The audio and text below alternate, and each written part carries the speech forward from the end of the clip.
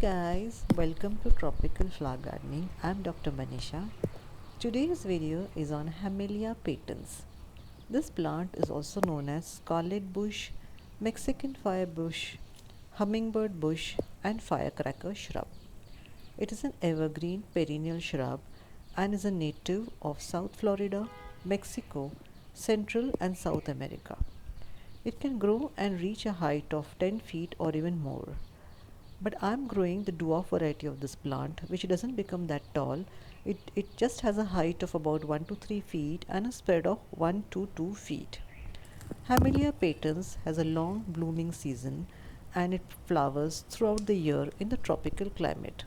The flowers are tubular, showy, 2 to 4 centimeters long, bright orangish red in color, and appear in clusters at the tip of the branches.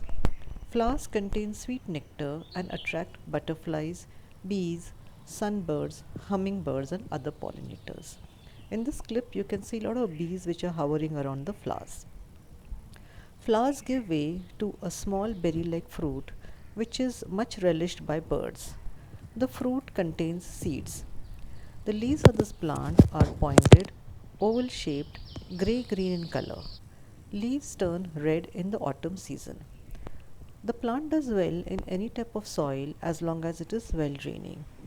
Its water requirement is average and the plant is drought tolerant once established in the soil. It does well in full sun as well as in partial sun. Guys, I'm growing this plant as a lawn border in the ground in semi-shade condition and it is doing well and it flowers throughout the year. When I developed my garden about 4 to 5 years ago, I had to choose a flowering plant for my lawn border and I chose Hamelia patens mainly because it flowers in semi-shade condition and also flowers throughout the year. Because this particular area of my lawn border gets barely 2 to 3 hours of morning sunlight. And Hamelia patens turned out to be a good choice, not only because it's easy to maintain and flowers throughout the year, but also because it can withstand the heavy rains which this area gets. This place where I have this garden gets heavy and torrential rains, and sometimes it rains for days together. And this plant is able to withstand the heavy rains. So there is one more good quality of this plant, and it's quite a hardy plant. And propagation of this plant is from seeds and from stem cutting. And the flowers of this plant also attract a lot of sunbirds who love to sip on the sweet nectar of these flowers. And this plant is a favorite for all the sunbirds in my garden. And in India, we don't get to see hummingbirds, at least in this part of India. Instead, we get to see sunbirds, and this is a favorite plant of the sunbirds. And plant is quite a low maintenance plant. You just need to prune it to maintain the desired size and shape. And pruning, as you know, also boosts flowering.